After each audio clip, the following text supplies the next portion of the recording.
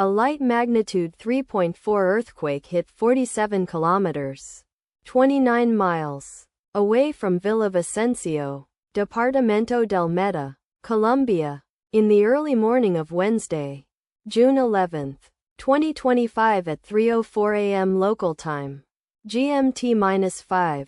The depth of the quake could not be determined, but is assumed to be shallow. The quake was not felt, or at least not reported so.